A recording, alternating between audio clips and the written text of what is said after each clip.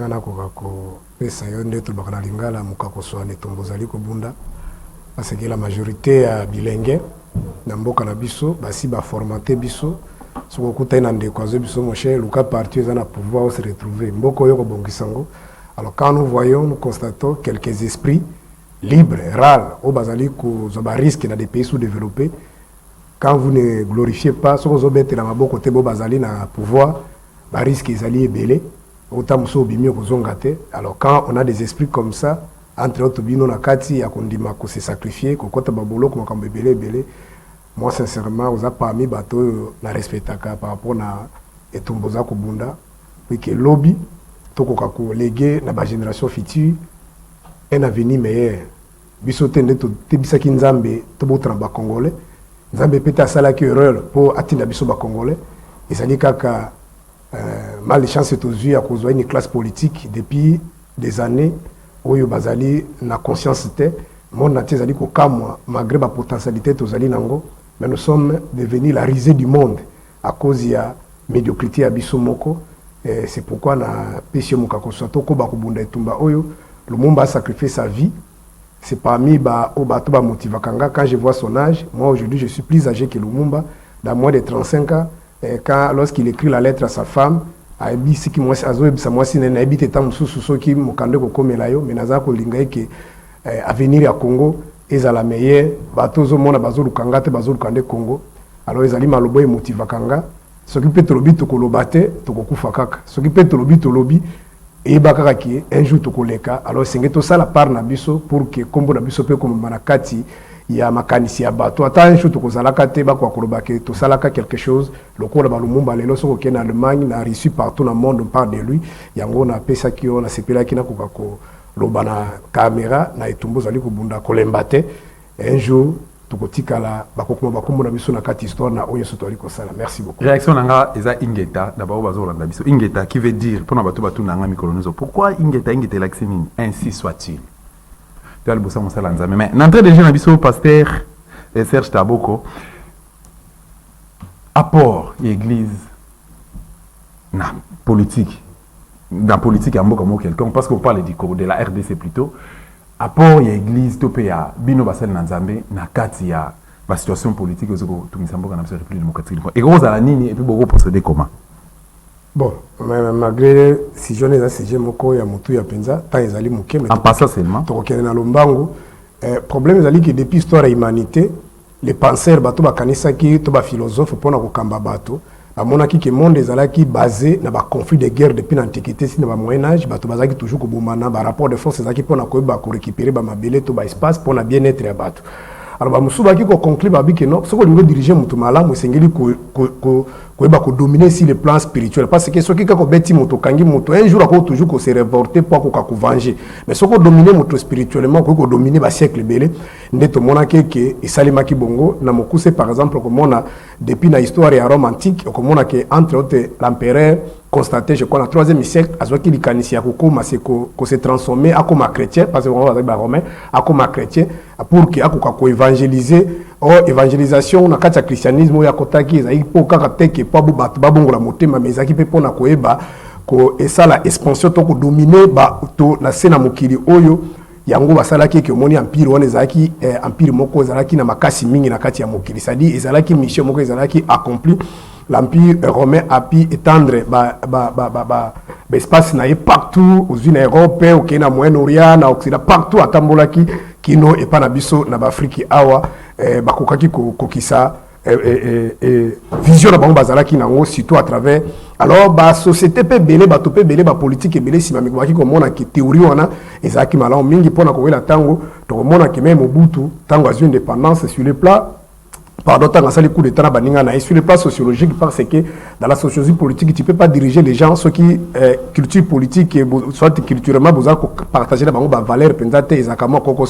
alors Mobutu avait des difficultés. Qu'est-ce qu'il a fait? Il a voulu utiliser sur le 1960, 70, début 80, la langue qui se parlait ici, Zaki qui Congo, ici de suite. Alors, à l'occasion qui ça la jonction na ba religion mususu. Pour que akoka kovandi sa politique naye ne akendaki babengaki makambo ba retour à l'authenticité pour na batali sabato bref na moyanelo théorie wana ezali ko continuer malgré Mobutu akei ba politiciens nyonso ba na sima ba lukaka toujours ko lekana nzela ya religion na mokuse et pas na biso religion penza et sali et longi pende tumbate na dimension politique dans la dimension il y a développement mboka na biso mais na côté il y a foi il y a croyance et ça lit quelque chose ba tebele ba bongola mitema justement pasteur Nazio Kamaloba karandongo lobiana merci beaucoup pour la réponse na on a se bandeko ba senga kinga bandeko ba ibikeno na okutana nayo ba senga na poser question na bazo réponse mais apport na yo parce que lobiki boishuaki bino ba senga nzambe tango s'impliquer na politique vous êtes décidé depuis jour au bandaki kino na moya lelo oyebi situation mboka na biso République démocratique du Congo tango oyaki na apport na lobaki no ngai na ke na Pierre na ngai et go jouer rôle boy. Merci beaucoup. Dans mes cas, en général, c'est-à-dire vérité ezali boy. Ezali te que bassin nanzai bazalaki au devant scène pour na kotambu sambo quand débat échoué. Non, ce sont des politiques né na déjà à partir empereur constaté. Yazaki des politiques, mais à comment qui chrétien pour qu'il c'est-à-dire ko emballer battre na kati répondre ko lobanini et pouvoir na ezalaki représentation ya Nzambe. C'est-à-dire il avait deux pouvoirs, le pouvoir divin et le pouvoir temporel. C'est-à-dire oh nyoso empereur azo sala ezanzale mutasaini. Ata soka bomio nzai mutu yango zo mona même obuta bande ko bisa malula pouvoir ne utake pa Nzambe. Donc toute autorité vient de Dieu. C'est-à-dire ata bato abokufi Nzambe mota autoriser beaucoup. Alors voilà ba théorie wana alors.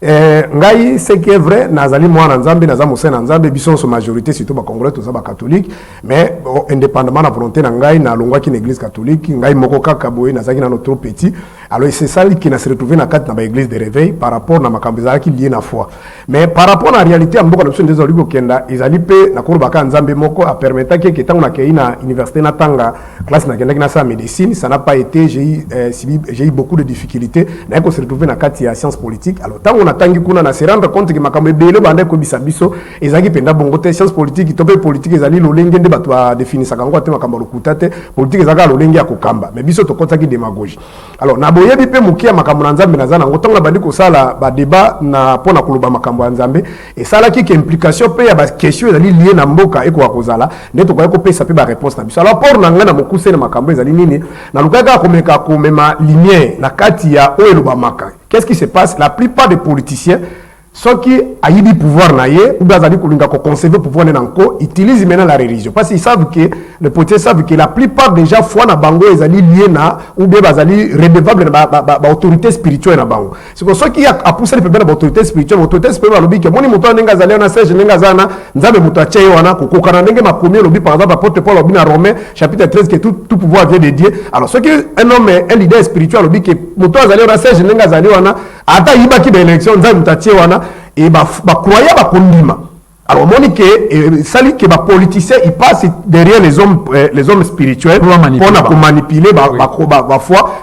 ba croyant alors tango ba croyant bazo mona ke mboko zo simbate on est za ba luka ndenge na démocratie zalaka ba revendiquer ba droit na bango et pas homme politique à cause de la consoler la souffrance on habite Nzambe mota autorisé on pense que par exemple dans Matthieu chapitre 24 ba ki ba guerre kozala la guerre tozo monde ezala ba politicien te ezade bilaka ya Nzambe ceux qui nzala habite ezali politicien te ezali nzalo tozala ngo bible lobaka ke na Matthieu 24 banzala pe kozala kubenda tango mwana pense ba para zo mona bana bazo to sate habite bible lobaka ki bana ba konto sate alors ba ramener foi ya mutu raisonnement mutu comme bloqué moyen à revendiquer ba droit n'était remonté par exemple mbula ndenge nukibo mboke zindi peut-être ba botoli mutu biloko ba futise ba taxi moko aza ko ba eloko moko te moyen revendiquer te parce que ba lui mutu na ndenge azali zo kambana nzai mutu acheke rapport na yo nde rapport na ngasi ko ezaki pona koyeba kolakisa bato ke pouvoir temporel otozali nango je mets quiconque au défi jusqu'à preuve du contraire. Ce que vous avez passer, surtout ça la débat na na zuna no mutute oyo avec beaucoup d'humilité oyo akoki ko contredire makaboto zoloba je mets qui kongo défi ko ba ke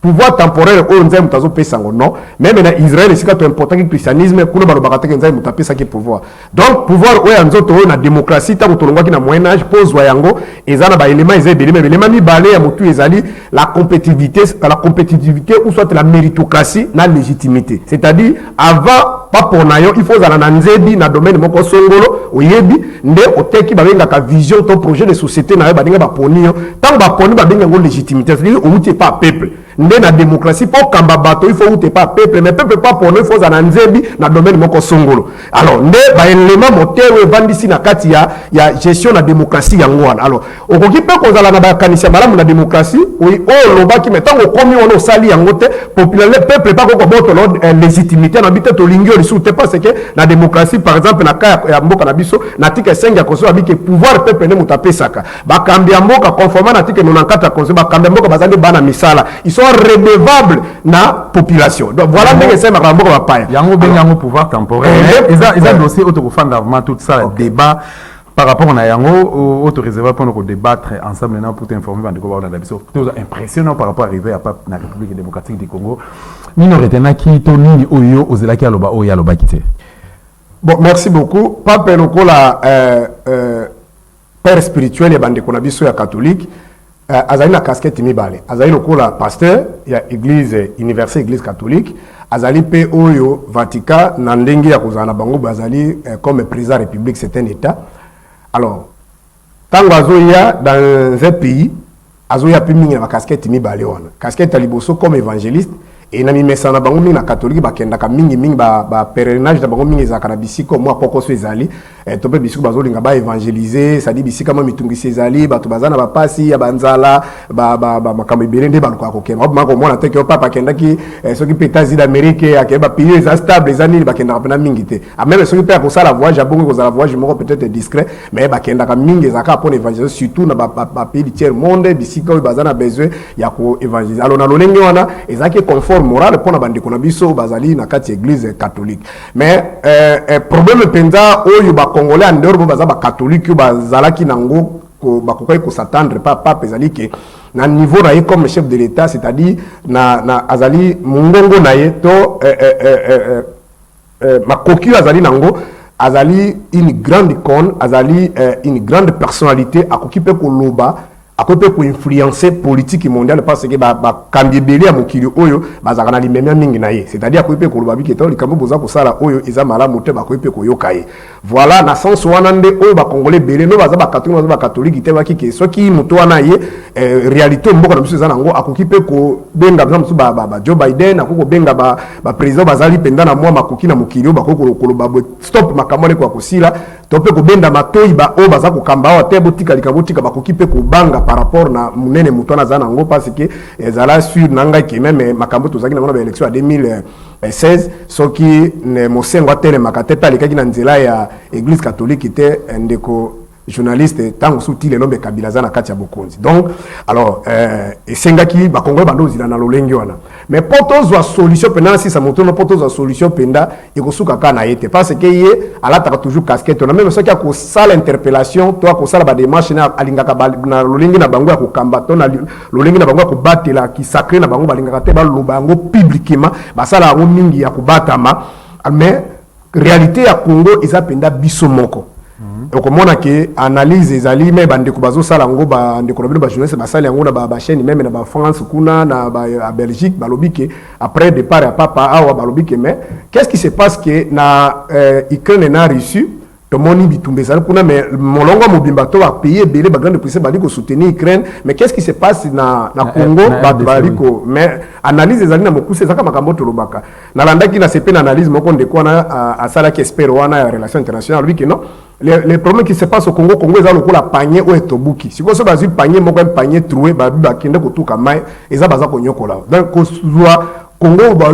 na réalité eza nango lelo ezali difficile. C'est pourquoi nous singa bakoka ba négocier parce que ma beza tellement ba nani ba négocier pas le problème nini. Ton négocier dans le sens que problème autoza nango na Congo avant ya komona nano ba Kagame ba Rwanda Uganda na kuma multinational bazali sima comme eza biso moko ça dit biso ne to fungola ki porte na bandeko wana pour toloba na bosembo pona ko benga na Mobutu na pouvoir les gens se sont allés arranger avec les étrangers pour que baya ko benga na Mobutu mais ça les makapel ba pays nyonso mais différence sikoyo o ça les makapel nyonso pas biso za ki ke to bakara mokuse lokula ndeko muze soki ayebisaki ba Zaïrois de l'époque que tozobenga na Mobutu mais simana ngai nazali na ba Rwandais na ba Ougandais na ba Burundais et les autres Zaïrois de l'époque alingaki aza na compréhension ya liti na ye ndenge makambo ezalaki te bakotaki lokuta na kati bakosi ke bao nyonso bazalaki na fidèle wana ezalaki ba Zaïrois ezalaki ba Zaïrois alors baye mpe bakaboli mpe baposte bakaboli mboka na bango sikoyo ntango bakomi kobendana bendana moto na moto azalaki na agenda na ye azalaki na agenda peut-être akokosa bango bango bazalaki na agenda ke soki bakomi na peut-être bakoboma ye babotola biso mboka alors ntango ye asentir akomi en danger nde adénonce mais kodénonce na ye ekomaki trop tard parce que bazalaki wana état major partout na baposte nyonso clé alors situation wana déjà akopesa bato banationalité akokotisa bato na kati ya mboka tokomi na kokoso mpo bamosusu basi babotami awa bakoli awa baza na bana awa sikoyo akoyebisa ye ke doste aza congolais te nde esika kokoso toza nango yango wana basuki ete topesi bango baservice ya armée ya politique makambo ebele administration tilo misu bazana baboti bana bapo bakomi bazwi banationalité babotami bopito na biso bazosala mpe na baadministration alors ntango adénonce ezwaki ntango na ye te babomi ye bao bazalaki kaka na ye soko omoni bo bakende kosala RCD ezalaki kaka bato bazalaki na musée tala baligne bakombo batono minene bazalaki na RCD okomona ke ezala Rubero ezala Nyarugabo enezo bazalaki na kati ya na musée bango nde base replie alors ndenge kaka basalaki politique ya liboso bazwi keke congolais bapapa na biso bazali ngoma wamba dia batie bango lokola bapapa mouchoir mais en réalité masolo yaki osala bato mosusu voilà schéma wana schéma na suki kaka na 96 na musée te kino na moya lelo le même schéma continue c'est-à-dire contrairement à l'Ukraine et à la Russie, on vous infiltre, c'est-à-dire vous n'êtes pas au courant qu'il y a des espions qui sont là. Les Américains sont surpris qu'ils sont espionnés peut-être na bato mosusu. Mais pas na biso ba pesa ka biso liste, ba lobi kezo liste oyo bato oyo komisa bango ba généraux, komisa bango ba colonel, komisa bango bondo monaki ba ka ba Bosco Tangara ba ka ezali belé. Et par exemple pour comprendre le niveau de complicité na biso, ces pays par exemple yaki awa tango ndeko sénateur Demba Zaki na boloko ba ko kanga collaborateur na ye nani Fidèle Babala. Tous les gouvernements à l'époque la même balobi ezaki ba jouer sur la meilleure mais le gouvernement congolais d'abord c'est Babala Zaki député. Et ça peut pas faire quelque chose pour les compatriotes abino. La CP c'est une institution indépendante internationale, une justice internationale. Le gouvernement congolais ne peut pas s'y mixer. Alors batika ki Babala ça nini accueil. Maintenant tango ces pays et PCP Mokanda pour baluka bazwa Bosco Tangana. Les mêmes et la même dans le but que non, au nom de la paix, on ne peut pas livrer les compatriotes par image des années, on ne peut pas livrer notre compatriote. Mais tant que Bosco Tanganda, Azuba Problème, Yemokona Kagame, a combien dans ces pays qu'on a l'obité, a un pays général congolais, qu'on a l'obité, qu'on a l'obité, Rwandais, la Kolobana, Kinyaro. Voilà dans le coup, c'est sans soyo. Alors, tant que Zoka, secrétaire général des Nations Unies, Batonyon, Subaza, Wabiki, Bogene Koyokana, parce que dans un monde, on a mon coup, eza libala ya mwasi na mobali boboti déjà bana 9 sikoyo zobisa bato ke papa nga nangi tokabwa c'est mutu atali niveau ya bana baza na 4 abido bobongisa kaka alors makambo ezoleka na kongo bayebi ke na mokuse toza na makoki te ya kokoka kosilisa na niveau ya armement ya kosilisa bitumba wana c'est pourquoi na langage politique bazobisa biso kaka bokenda koyoka na pense ke babi ke part ya munene ya responsabilité eza biso moko ya des accords secrets oyo ba classe politique bazwa depuis 96 kino na moya lelo basignaka là c'est-à-dire les gens ont levé l'option pour arriver au pouvoir ils passent par Museveni Kagame pour arriver au pouvoir voilà le vrai problème oyo tozali nango kino na moya donc si on a comprendre bien en grosso modo la RDC est occupée. Mais occupation bandi même dans le bien et bandi les autres depuis 95-96. D'accord. Pour arriver au pouvoir en République démocratique du Congo, il faut passer toujours par Kagame. Êtes-vous d'accord avec ça? Mais c'est ça la réalité, c'est connu de tout le monde. Mais si Chilombo a passé un peu par Kagame. Pourquoi on va bosser un zaboué? S'il vous plaît, il y a un pasteur. On a la télévision. Voilà. Donc, na souhaité que man tous les canaux parce que tant que comme sous balobaka ba monsieur ba traiter des intoxicaires ba ko c'est l'intoxication ba monsieur aluka ba ça la baisse tout ça mais toujours que tous en salle na nzambe muto ate ya kaloba na nzambe o interprétera ce qui est écrit le livre est saint donc mais quand un peu ko expliciter et pas ba bazali ko landa biso ba comprendre si réellement ils a vrai que RDC est occupé et si c'est vrai aussi que pourquoi mon continent beaucoup Congo démocratique faut passer par les Rwandais. Je crois que pourquoi faudrait-il passer par là? Je crois que tu vas biso baza mayele lebele misuko le kabiso biso toujours na ko loba te kenza mbebi singa loba kente la zoki te na zo makamba analyse oyo bato ba ko maza mayele ba kolanda biso ba ko comprendre. Ce qui est aussi canal pour comprendre, j'ai na kasi na to expliquer que déjà on a été parce que va comprendre les l'indissa on dit tableau tout ça que déjà musée c'est connu de tout le monde parce que James Kabarebe n'a pas piloté des opérations là parce que l'Ongabouzi Zaki Kitoko ils ont fait ça parce qu'il y avait des intérêts. Donc en relation internationale entre les États on peut pas engager musée pardon Kagame to Museveni ba engager bana na bango na ba moyen ba soutenir ba to ka offerer bon il y avait des intérêts. Malheureusement musée a tika la ça document mon côté à quoi on est signé qui na bango. Alors ndenge moko pour mon régime de Kabila na Mokuse au moins qu'il y avait beaucoup de confusion ici. Par exemple, donc rapidement pour la tango, en 2009, Kagame, Baïdisi Bisson, Bachene Bapaya, qui est baronde Bakoti. Kamera a dit que oui, baronde Bakoti, mais porte-parole, gouvernement Mobimba Balobi a quantité jusqu'à ce qu'il va décider que Kolongole Babi qui attend Ronde quantité. Mais au moment où Human Rights Road, ça qui va rapport qui va continuer ainsi de suite. Et mais si Mme Kolelo de toujours Babotozo, ça va débat Bango, n'a qui dénéma na Yorama, on reconnaît que baronde Bakota. Dans l'époque, ils ont chassé Kamera qui est Bakota quitté. Et ce qu'on t'a dit, d'accord, ils ont signé en 2009 ainsi de suite. Ndenge Koyoka na Batona, Butu, na Baremoti Banda, pour la Kulakisaki. Or, par exemple, la constitution de Bisso est effectivement dans mon Kondiamboka qui signé pour ratifier des accords internationaux, article 213 de la constitution. Il peut ratifier des accords internationaux et commerciaux, mais l'accord avec les de la traité, le gouvernement peut le parlement. Ça dit ce que ça l'accord bilatéral entre un État et ça n'a pas de mais ça passe pour la Makamabose, vous faites le parlement. Mais tant que vous signez l'accord, na CNDP, va signer l'accord, na M23, ça que la population yeba. Ce qui va tout du coup, ça montre déjà sans y complicité, oyo pour la féodation, il y a mboka na biso to ya classe politique, classe dirigeante na batouana. Et là ko siko pour la kosuki ça na motu no bi pour na découvrir. Pour na lobi banana na sisi kino na moya lelo. Et là qui na épargné mutute. Ce qui na épargné mutu ça na kosi. Alors pour comprendre effet vrai. Quand on va faire une publication provisoire par connaître un résultat il y a 2018. Alors, l'Union africaine, par rapport à la contestation, ça que moi qui basango, balobaki, résultat là, ils ont malamute, batebele même, bakoulou de sénateur, même, batebele oyebi, ministre des Affaires étrangères français, à l'obi, ce qui devait se passer au Congo, ça s'appelle pas élection, c'est un arrangement en Afrique. C'est connu de tout le monde. Il y a eu tollé. On a saisi même le Conseil de sécurité des Nations Unies pour la courir la tango. Dans mon conseil, l'Union africaine réagit, on dit que non, au nom de la paix, bon, publier le résultat définitif fait par la Cour constitutionnelle. L'Union africaine, les alliés, ça la récomptage pour que qui n'est à la carte Mboka, c'est la carte sous-région. Et ça y est, comme ma bête, la cadence dans l'andaki même maman Bazaïba, ou Azara qui Wana, alors que Ndeko Félix, Azaline de Konabiso, tout le monde qui est dans l'opposition, tous les l'Union africaine, il y a comme ça la récomptage. Sauf que ça dit que Yende Moutazu, Bisso, Tokosa, Nini, Tokosa, Nini, Toko soutenir. Mais alors on est tout le monde qui Ndeko Kabila a tenu délégation, bateau, Bakoufite, venir sur Bakoufite, Bazana, bon, moi, malgré les noms, Kain Dazalite, Kalev Azalaki, Chio Kitou Dazalaki, Ezali Kamokobam, Babate, pour les gens qui ne Bapaya, Babate, Poloba, Bisso, Tolandakami, Bachene, Bapaya, tout le monde qui paie, Ezali Bongo, Bakenda qui na Rwanda, pour la Koswana Kagame, Oazaki, non pas comme individu présent rwandais, mais Oazaki, Natangwana, Nini, Kokamba, Union africaine. Ndeba Kende Koswana, si ma raconte, Wana, Nesalike, Union africaine et Boykoya, comme ça, la récomptage, Yabanini, Yabavoa. Et c'est ce qu'on parle. Au moment où Ozali, n'a pas fâché, n'a pas précédent. Oyo na biso na Rwanda depuis nous na sinenge torobi wana pe asona papa tia Tshisekedi to yebi ke kombo ya Rwanda na monoko bande ko IDP sito ba congolais ezaki lokolo tangi ndoki oso comprendre mais comment ko ndima kaka mutu wana bokenda ko kende ko sala ke aboyo kanana ye pour que ayate et to suki wana te poko o constater faiblesse na biso tango ba résultat salimi ndeko Félix Azibo Konzi et c'est que boso kenda na Rwanda nani wa yaki to bon ndenge ba yimba ki me banze ba stade bref.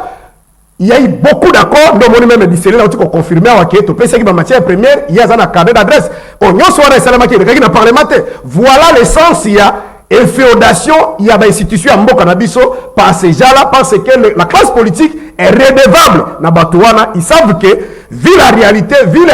l'étendue géographique à Mbokanabiso, pose au pouvoir, à mon avis, fort des années facilité, à part l'élection de Bousso 1960, aujourd'hui, pour gagner les élections, il faut tricher, mais pour tricher, il faut chercher des parrains. Chercher des parrains dans la sous-région, à Bato Bazani, Maka, César Mousseve, Ina Kagame, Moutako Saote, ce sont des grands guerriers, basés pouvoir à Mbokanabango, ils sont passés sous les. Ils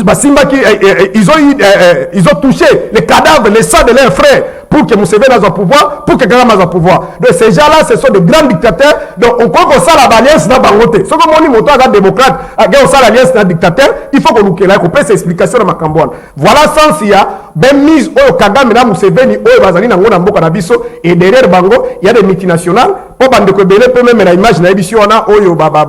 sala ki d'intervention la chaîne ba paya. Mais comment la communauté internationale Bazali ko tala Kagame azo bombabi effectivement Kagame c'est un dictateur, mais c'est un homme sérieux. Il organise son pays, il est le modèle du développement. Bazako ba makambo ça dit pas Kagame ko ba yibakate.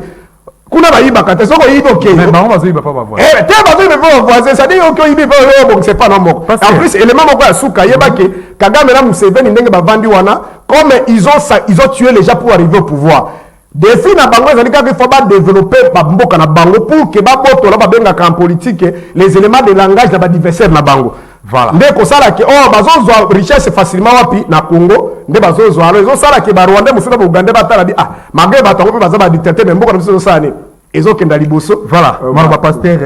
Serge Tabora Wazali Taboko plutôt désolé. Mon quoi cadre na kati ya SID parti cher ya Martin Fayulu m'a dit président élu. Voilà. Mboka ils allaient occuper pour avoir pouvoir na RDC, pour régner na RDC, pour s'éterniser na pouvoir, pour s'assurer que au fin de sa pouvoir, il faut négocier pour coopérer na Rwanda. Et c'est la raison pour laquelle Tomoni ba déclaration au Félix Salaka que n'a après na pesango na pris abo moinanga afin que paix et comme une réalité na est. Avec réformer lango à l'obi lisuke na se reconnaître président la République démocratique du Congo, Kakasuki guerre et s'il n'a parti Estambourg au jour d'aujourd'hui, ça fait pratiquement des décennies et demie, Bakaba viol, Bakaba tuerie, massacre, pillage, ainsi de suite. Et ça pose toujours problème dans la République démocratique. Donc, notre pays est occupé. Mais pasteur, selon l'histoire politique à monde, nous avons matière, nous avons connaissance, makasi. Tout le monde est un pays où ils connaissent des problèmes locaux à la RDC. N'importe quel exemple, il y a la République française. Bah, connaître un cas local à Bisso. Bah, on va dire cette fois-là, occupé par Balma. Mais tout le monde a un salaire politique.